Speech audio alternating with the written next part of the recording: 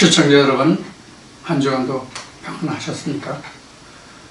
오늘은 벌써 10월 5일 추석 명절 바로 하루 전날 주일입니다. 여러분들 가족과 함께 즐거운 시간 맞이하고 계시죠? 이 추석 명절을 당하여 이 말씀으로 함께하는 모든 가족 위에 그 영혼들 위에 주님의 평강과 평안이 함께 하시고 보일해 주시고 여러분들의 가정과 가정의 평강과 평안이 영원토록 함께 깃들기를 축원드립니다. 자, 오늘은 아브라함과 이삭과 야곱의 하나님 구속의 그 복음의 재정리의 구속사에 관해서 오늘은 아브라함과 이삭과 야곱의 하나님이라 하신 그 말씀 중에서 과연 산자의 하나님이란 무엇을 뜻하는가 하는 말씀의 그 주제를 가지고 오늘 여러분들과 함께 말씀을 나누고자 합니다. 아브라함과 이삭과 야곱의 하나님이라는 말씀을 그동안 몇 주 동안에 걸쳐서 말씀을 드렸기 때문에 이제 아브라함과 이삭과 야곱의 하나님이라는 말씀을 여러분들이 잘 아실 겁니다. 또 전에도 저를 통해 듣지 아니었을지라도 아브라함과 이삭과 야곱의 하나님이라는 말씀은 여러분들이 엄청 많이 듣던 말씀 중에 하나입니다. 그런데 마태복음 22장 32절 한번 소개한 적이 있습니다.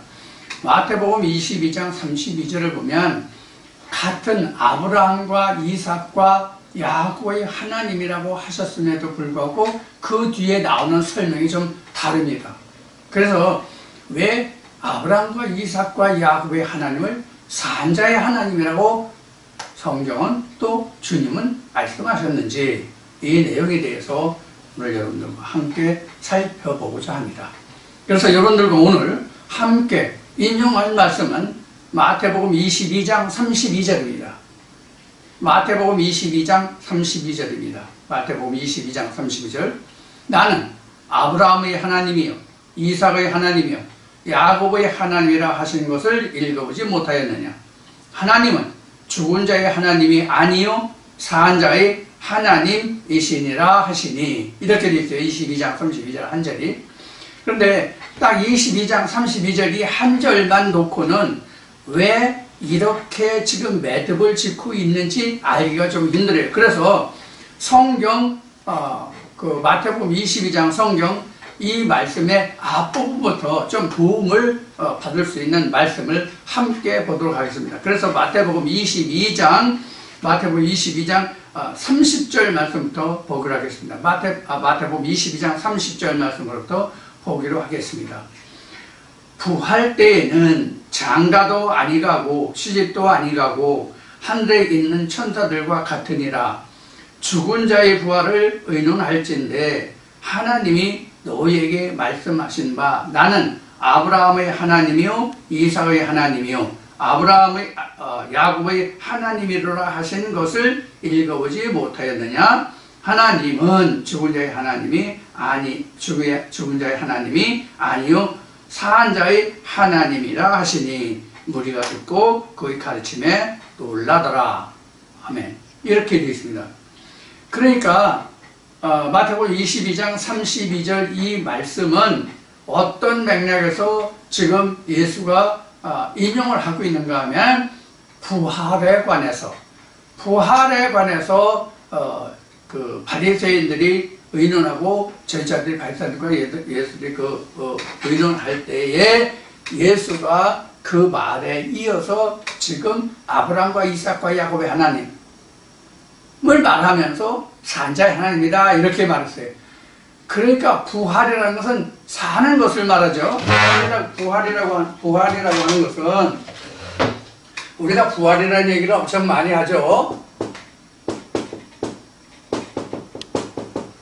부활이라는 말을 엄청 많이 하는데 부활이라고 하는 것은 무엇인가 하면 죽은 자가 다시 살아남이잖아요. 죽은 자가 다시 살아남이 부활이잖아요. 자, 그러면 우리 마태복음 22장 32절에서 이야기하고 있는 그 앞에 말하고 있는 그 부활에 관한 이 말을 놓고 볼 때 우리가 여기서 생각해 볼 성경적인 내용, 신학적인 내용이 아니라 성경적인 내용이 굉장히 깊은 말씀이 여기에 들어있어요. 무엇이냐면 부활인데 이 부활을 여기 부활에 대해서 예수가 기록한 마태복음 말씀하신 말을 보면 29절에 예수께서 대답하여 가라사대, 이제 앞에는 이제 부활에 관한 거였죠. 좀 더 앞으로 가볼까요? 이제 23절로부터 가봅시다.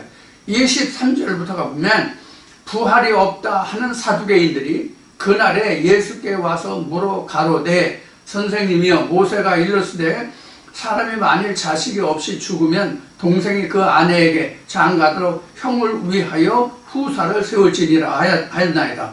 우리 중에 7 형제가 있었는데 마치 장가 들었다가 죽어 후사가 없으므로 그 아내를 그 동생에게 끼쳐두고 그 둘째와 셋째로 7째까지 그렇게 하다가 최후에 그 여자도 죽었나이다. 그런즉 저희가 다 그를 취하였으니 부활 때 7 중에 네 아내가 되리까, 이런 얘기예요.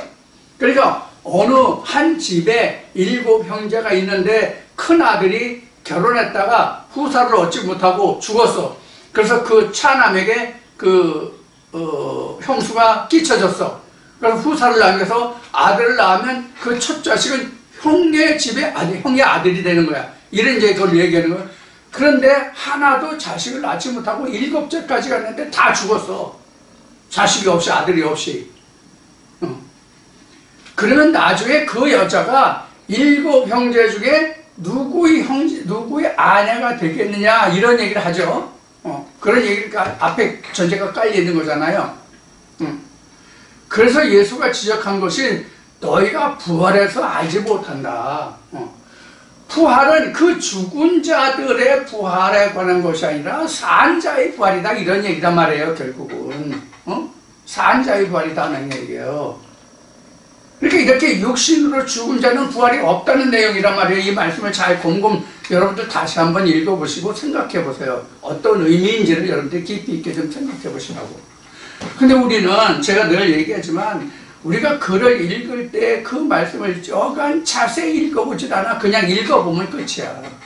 아, 이런 내용이 있구나. 이렇게 읽어보면 끝이야. 그 속에 어떤 뜻이 있는지를 우리가 고찰해보지도 않아.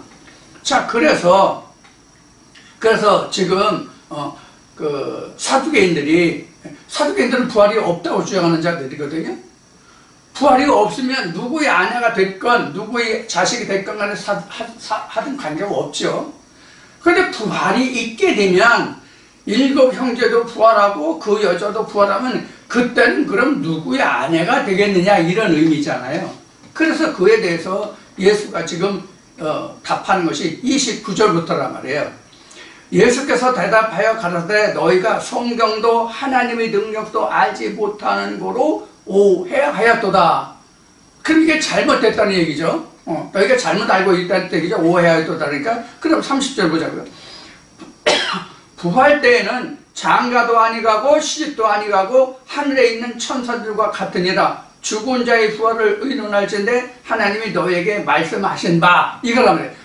하나님이 너에게 말씀하신 바 아브라함과 이삭과 야곱이라는 즉 산자의 하나님이다. 그러니까 산자에게만 지금 사두개인들이 말하는 그런 일이 벌어진다, 이렇게 이제 얘기할 수 있는 거죠. 그런데 부활 때는 시집도 장가도 아니가기 때문에 누구의 아내가 된다, 누구의 처가 된다, 이런 게 없다는 얘기예요. 자, 그럼 여기서 우리가 생각할 것이 무엇이 있느냐?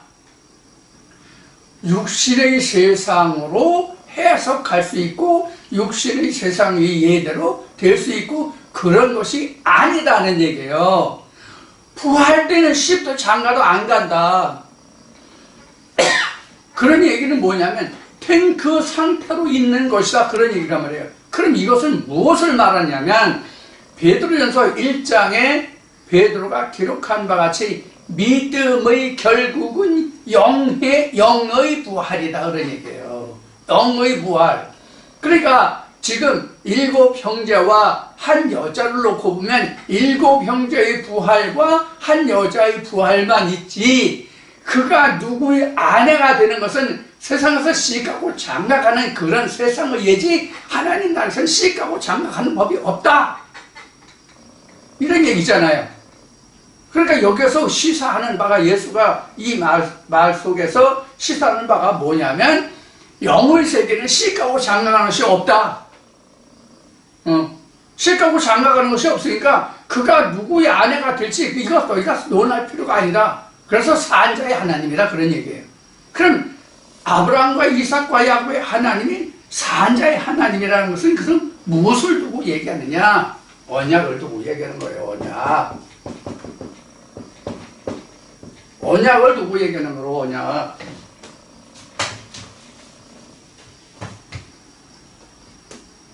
이거 찾아놨잖아요.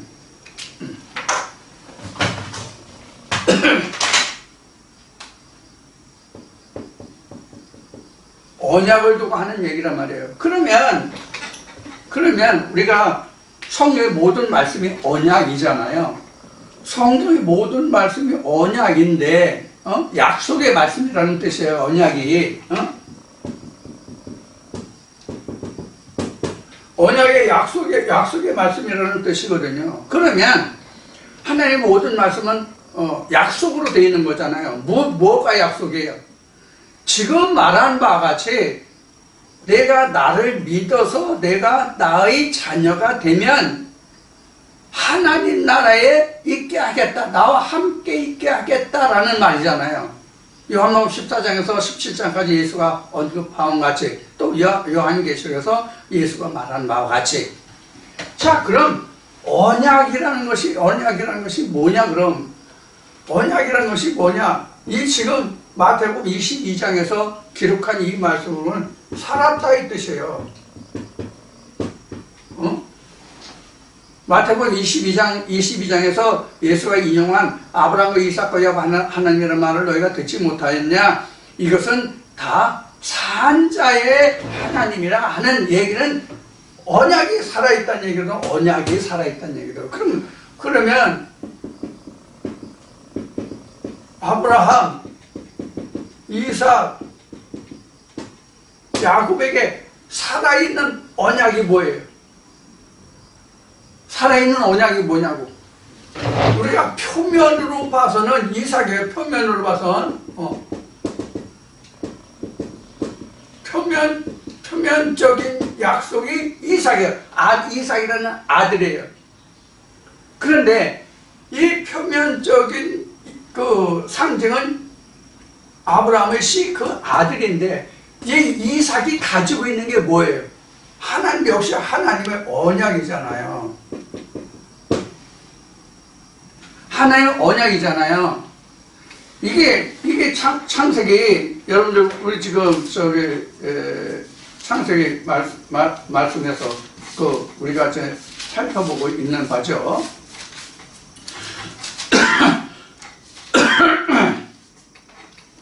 그래서 우리가 중요한 아브라함과 이삭과 야곱의 하나님의 말씀이 산자의 하나님이라는 말이 뭐냐면 바로 이런 거란 말이에요.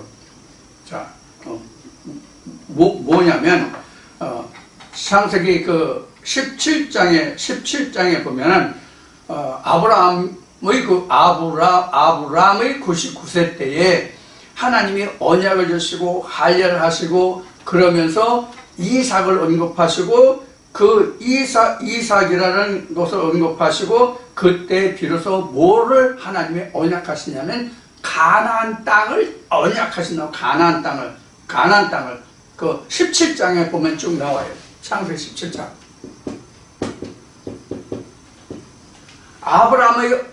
아브라함에게 하나님이 맺으시는 얘기 구체적으로 이렇게 나와요. 그러면 하나님이 표면적으로는 아브라함에게 이삭이라는 아들을 줬지만, 이 이삭을 통해서 하나님이 성취하실 그 언약은 뭐냐면 가나안이라고.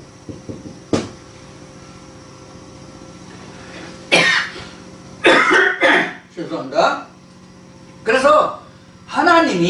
하나님이 언약이 언약이 이삭 자체가 언약이 아니라 하나님의 진짜 살아있는 언약이 무엇이냐면 가나안이에요. 그럼 가나안은 창세기 말씀으로 보면 뭐냐면 하나님이 아담에게 코에 생기를 불어넣으시고 그가 살기 위해서 그만을 위해서 코에 생기가 들어간 사람만이 살기 위해서 지으신 땅이 에덴 동산이잖아요. 그 에덴 동산을 가나안이라고 일컫고 있단 말이야, 성경은. 그러면 하나님의 언약이 살아있다는 것은 무엇을 뜻하냐면 가나안의 약속이 아브라함에게 살아있다는 뜻이에요. 그래서 산자의 하나님이에요. 무슨 뜻인지 이해가 되시나요? 그래서 우리가 가나안의 언약이 내가 없으면 하나님의 약속이 언약이 없는 거예요. 난 아브라함과 이삭과 야곱의 하나님이라는 말을 아무리 애우고 암송하고 산자의 하나님이다 이러이러하다라고 해도 그 하나님의 언약이 말씀이 내 살에 없으면 안 돼. 그래서 창세기 17장에는 하나님이 그러한 말씀을 하시고 하나님이 아브라함을 할례하신다고. 그날 아브라함만 할례하는 게 아니라 너희 집에 모두 있는 남자, 그 길이운 자나 돈으로 사온 자나 모두를 막론하고 다 할례하라고 돼 있다고.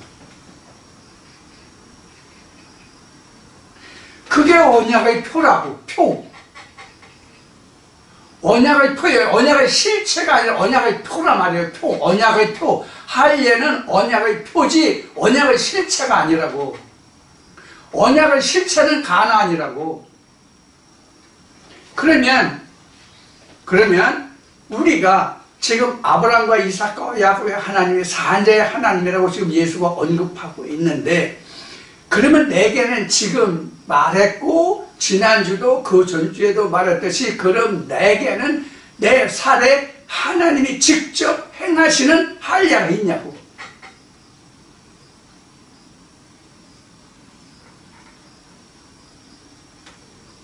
무슨 뜻인지 이해가 되시나요? 내 자신에게 행해준 할례가 있냐고. 우리가 만약에 할례했다고 해도 병원에서 의사의 손에 할례를 받지 하나님께 할례 받는 자는 없잖아. 물론 이때 이 창세기 기록한 이때는 자기 집에서 사람들이 손으로 했지만은, 그럼 우리 남자들 중에 특히 대한민국 사람들은 할례를 많이 하는데, 선호하고 있어서 거의 다 할례를 하는데, 그러면 의사가 할례했으면 그럼 의사가 하나님의 언약이 돼요, 그게?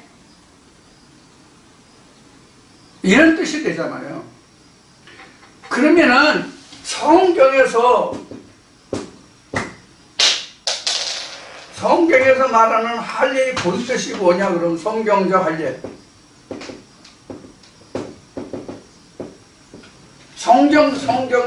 성경적 할례는요, 말씀이 벗겨짐이에요. 말씀이 벗겨짐이 할례라고. 성경적인 할례는 즉 하나님의 할례라고. 하나님의 할례.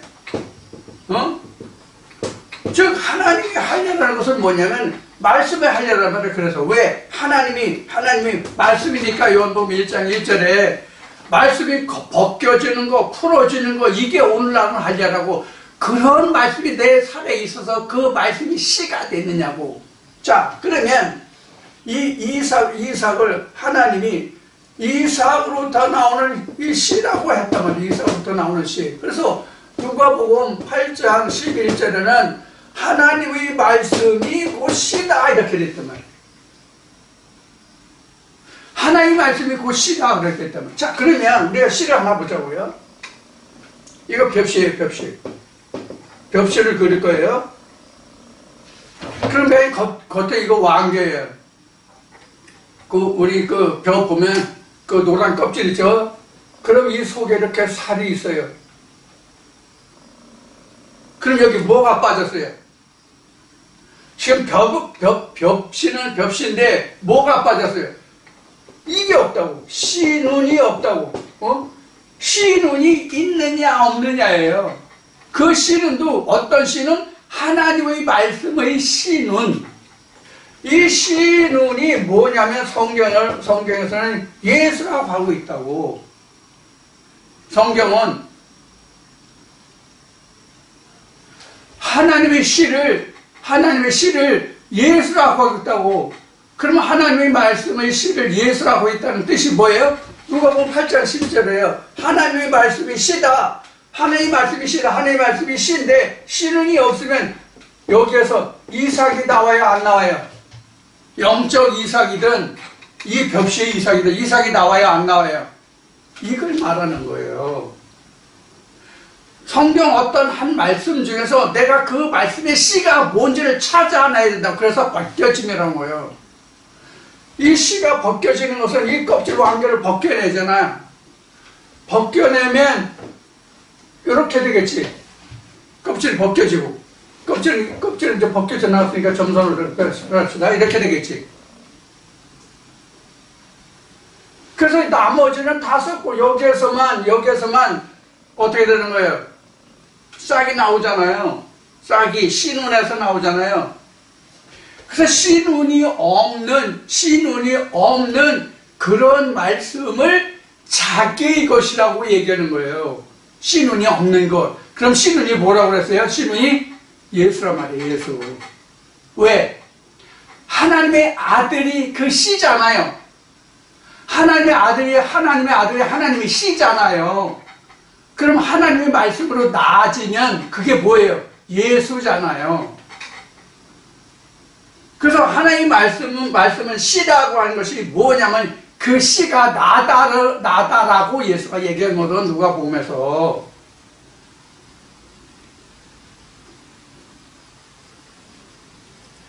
그 씨가 마태복음 13장에서 언급하고 있는 바와 같이 내 마음의 밭에 떨어져서 그 씨가 싹이 나면 30배, 60배, 100배의 결실을 맺거니와 그렇지 않으면 다 말라서 아궁이에 태워진다는 얘기예요.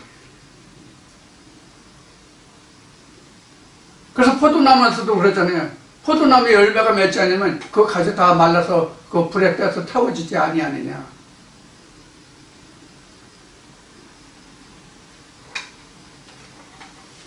그럼 우리가 하나님 말씀을 들을 때 본문만 말씀으로 쭉 가서 여러분들이 이렇게 하면 저렇게 하면 저렇게 하면 그렇게 하면 이렇게 하는 것은 바로 뭐냐면 씨가 빠지더라고. 씨가.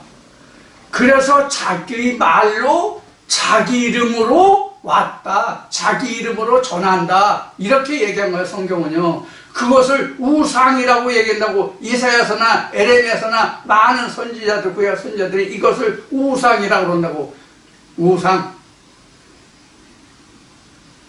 이 생기가 있는 말씀을 창세기 2장 7절에 하나님이 생기로 태어났다라고 설명하고 있잖아요.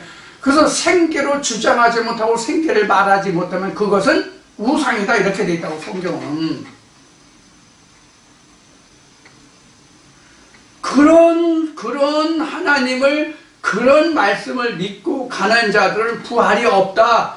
그런 자들에게는 다섯 형제가 있는데 한 여자를 취해서 그 여자가 7 형제가 다 취했다. 그럼 부활하면 누구의 아내가 되냐? 이렇게 했는데 하나님 나라는 씨가고 장난하는 게 없다. 자기 심어진 것으로만, 자기 심어진 씨로만 부활한다고 얘기잖아요. 다른 벽시 아무리 많아도 소용없다는 얘기예요. 다른 벽시 한 섬, 두 섬, 100섬, 1000섬, 만섬이라도 그 벽시는 그 벽시대로 부활한다. 부활해도 그러니까 그 벽시가 씨가 있으면 그 벽시대로 부활할 거고 없으면 부활을 못한다. 그런 얘기란 말이에요.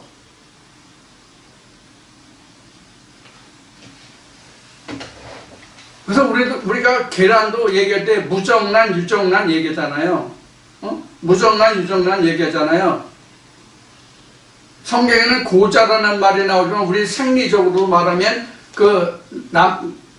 결혼해서도 아이를 못 낳았을 때 여자가 불임성을 가진 여자도 있고 남자가 그 불임을 가져올 수도 있잖아요. 그래서 여자는 그 난자가 뭐 배출이 안 된다든가, 여자는 난자가 배출이 안 된다든가, 남자 같은 경우에는 그 정충이 없다든가, 아니면 정충이 있어도 숫자가 너무 적어서 그 운동력이 적어서 생명력이 없다. 이런 경우에는 우리가 원식을 생식을 못하죠.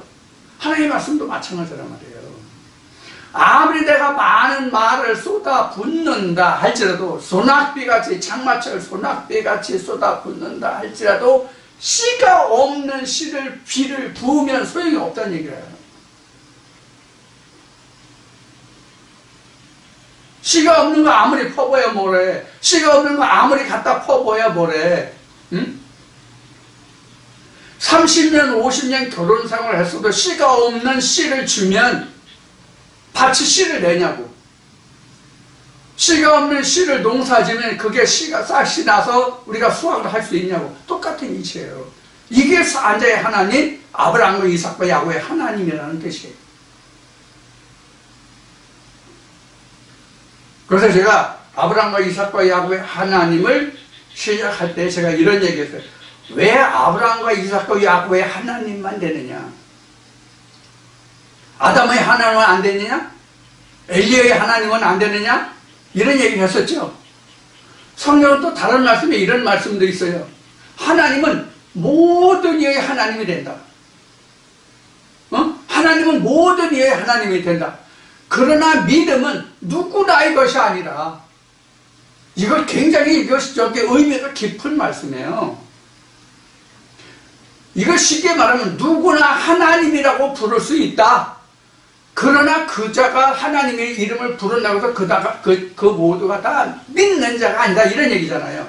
자, 실제 우리가 믿음의 역사를 통해서, 성경 역사를 통해서 우리가 알아볼까요? 2000년 전 유대 땅에 예수가 왔어요.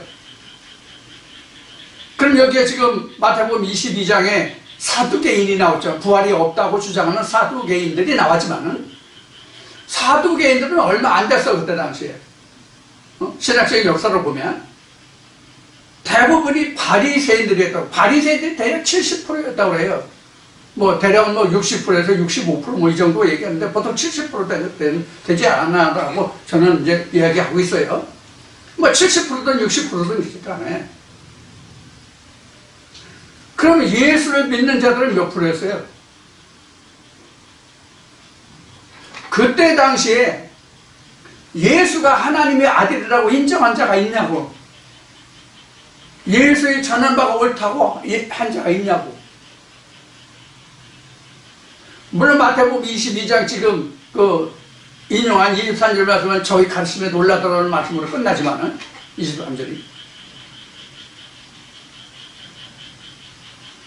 놀라면 뭐하고 기절하면 뭐하고 기절하면 뭐냐고. 알아듣지 못하고 보지 못하면 돼. 들어도 깨닫지 못하고 보고도 알지 못하면 보면 뭐하고 들으면 뭐하냐고. 소용없는 거잖아요. 내가 학교에 아무리 열심히 한 날도 빼지 않고 학교에 출석을 했어. 학교 출석일이 법정 출석일이 220일인데 220일에다가 다 출석했어. 근데 듣기는 했는데 들은 것에 대해서 하나도 내가 듣고 깨달은 게 없어. 그럼 학교 다닌 거와 안 다닌 거와 무엇이 차이가 있어요? 이와 마찬가지라고 우리 믿음도. 내가 교회에 10년, 20년, 30년, 50년 다녔으면 뭐해? 그 들은 것이 하나도 내가 깨달은 것이 없으면 무슨 소리냐고. 지금 깨달았다는 뜻이 어떤 뜻이냐면 어느 교회 어느 목사가 전한 그 말에 대해서 그 의도를 알았다는 뜻이 아니에요. 그 의도를 알았다는 뜻이 아니라 하나님의 뜻이 무엇인지를 깨달았느냐를 말하는 거예요. 그게 지금 시예요. 살았다는 얘기란 말이에요. 세상에서 성경에서 말하는 살았다는 것은 하나님이에요. 없잖아요. 무슨 말인지 이해하시겠어요? 성경에서 살았다는 것은 하나님뿐이 인정을 하지 않는다고. 성경은. 그러니까 산자의 하나님이라는 것은 무슨 얘기냐면 너에게 진짜 예수라고 말하는 하나님의 생명의 말씀이 있는 자냐 없는 자냐 이거예요. 그래서 생명의 말씀이 있는 자의 하나님이다라는 뜻이 산자의 하나님이다라는 뜻이에요. 성경 본문을 알고 있다가 하나님을 안 자라는 뜻이 아니에요. 그게 산자라는 뜻이 아니에요. 씨가 있느냐는 거예요, 예수가. 그래서 앞에 씨는 없는 거, 무정자증, 이걸 얘기한 거예요. 똑같단 말이에요, 성경도. 하나님의 말씀이 씨라고 그랬잖아요. 8장 11절에. 하나님의 말씀이 씨인데, 씨눈이 없으면 소용이 없다고.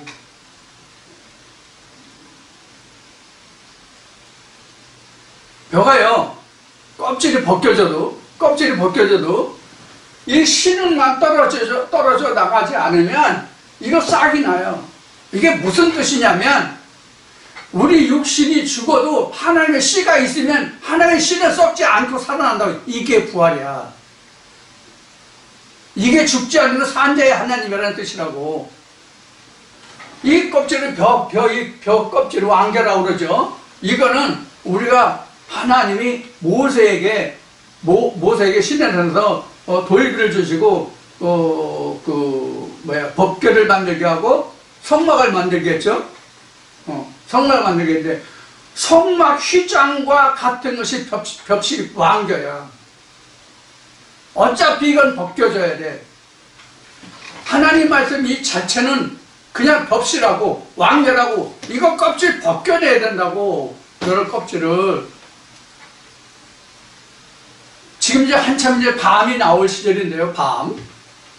밤도 가시가 있는 겉껍질을 까고 그 속에 있는 밤도 그 속에 껍질을 까고 또 속에 또 속껍질을 까야 먹는다고. 몇 번 벗겼어요? 가시 벗겼죠? 그 밤털의 겉껍질 벗겼죠? 밤털의 속껍질 벗겼죠? 쇠껍질을 벗겼죠? 이게 나는 성경은 똑같다고 해요. 이게 성경에는 무엇이라고 기록하고 있냐면 삼위일길이에요. 앞에 아브라함이 이삭을 모리아산에 하나님께 번제로 드렸는데 그 모리아산에 이삭을 드릴 때의 날짜가 3일길이에요. 3일길. 그 3일길이 성막이라고. 3일길을 하나님이 우리에게 보여주신 것이 성막이라고. 성막.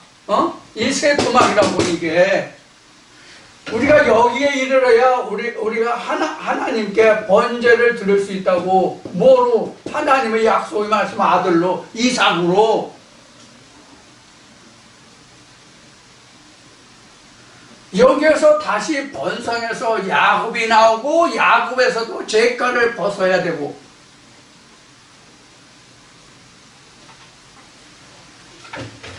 우리가 천국에 간다고 얘기하는데 천국 가는 것이 그냥 일반 그 교회에 가르친 것 같이 그렇게 쉽게 천국에 가면 예수가 이 땅에 올 필요가 없다는 얘기를 그동안 수없이 했어요.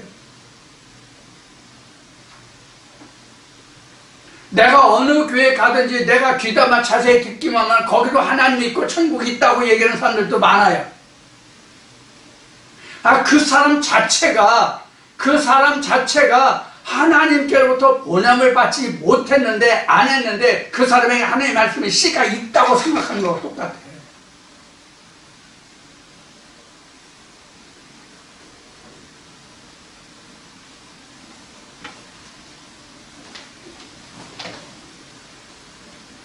자, 그래서 우리가 똑같은 신앙생활을 하고 우리가 교회 가서 주여 주여 이름만 부르면 다 천국 갈 거로 생각한다고 생각하지만은 성경은 어떻게 기록하고 있습니까? 아버지의 뜻대로 행해야 한다는 말이 나오잖아요.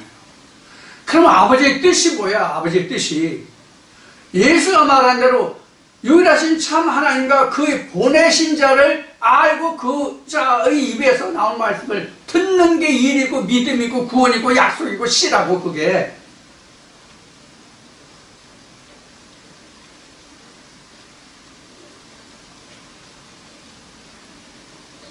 어느 그 교회에 가서나 건물의 교회를 얘기하는 거예요. 어느 교회에 가서는 어느 회당이라고 하는 게 이제 성경적으로는 맞는 거지만 교회가 아니라 회당이죠. 어느 회당에나 가서 머리 조아리고 머리 쳐박고 주여 주여 하면 다 천국 가는 걸로 알고 또 그렇게 해야만 천국 간다고 말하는 목회자들이 99.99%의 순도가 정금 정도야. 정금 정도 그렇게 말하는 목회자들이. 그렇지 않다고 말하는 목회자들은 0.00001% 내지 2%야. 동서고금을 통해서 똑같다고요. 그래서 다시 말하지만 우리가 회당에 가는 것은 교회라고 안 해서 지금 회당이라고 해요. 회당에 가는 것은 가르침을 받기 위해서 모임을 갖는 곳이 회당이에요. 그래서 모든 우리가 교회라고 하지만 그 교회는 사실 따지면 회당이에요. 회당. 그 모인 무리를 우리는 회중 또는 그 모이는 무리가 모일 수 있도록 그 지어진 건물은 회당, 집당자, 회당. 그 안에 모인 무리는 회중. 이게 맞는 거예요.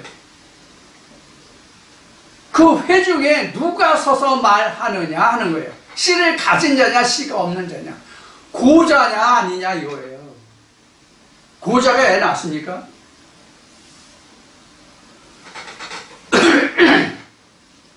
자, 그래서 우리가 성경을 볼 때 옛날 옛적, 지금 저 창세기 구약 때에 이런 얘기를 했으니까 이건 구약이다라고 얘기지만 지금 신약이라고 이게. 지금 제가 말하고 제가 전해드리고 있는 이 말씀이 신약이라고 지금. 자, 이와 같이 우리가 그 아브라함과 이삭과 야곱의 하나님이 산자의 하나님이라고 하는 것은 즉 하나님의 말씀이 살아있다는 얘기예요. 그럼 뭐가 살아있다? 가나안의 약속에 살아있다 그래요. 그래서 가나안의 약속이 자기에게 살해 증거로 아브라함이 할례를 받고 아브라함이라고 하잖아. 이제 이 시간 끝나고부터 이 시간 다음 시간에 잠시 쉬었다가 다음 시간에 이제 계속 할 건데. 그래서 아브라함 때 그 언약을 받고 이제부터는 너는 아브라함이라고 해라. 내 처도 지금까지는 사레였는데 이제 사라라고 하라. 이게 다 고침을 받았다는 뜻이잖아요. 자, 여기까지 말씀을 드리고 잠시 쉬었다 다시 만나요.